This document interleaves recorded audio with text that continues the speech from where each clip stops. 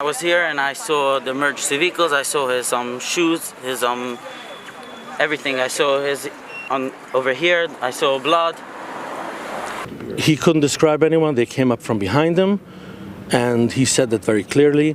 And it was simply an unprovoked. Whatever their motives were, it doesn't matter. What we do know is that, there's been a wave of hate and bigotry all over, and this was now, again, whether this was the motive or not, we know now that a visibly Orthodox Jew was attacked, an unprovoked attack on the way to services.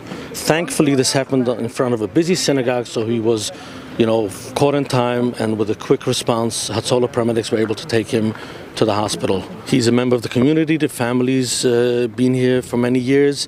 It's just so much more scary when it hits home. Someone nice family. He's a teacher. Over the past couple of years, there's been a rise in bigotry and hate and anti-Semitism. Some of it just attacking Jews for Jews, some of it, where people were called normal Jews versus Orthodox Jews. It's been horrible. And I trust me when I say this would not have been tolerated against any other minority. Sadly, that's the fact. It's been allowed, it's been condoned. As I said, there's no rhyme or reason, there's no excuse, there's no way to explain bigotry or hate.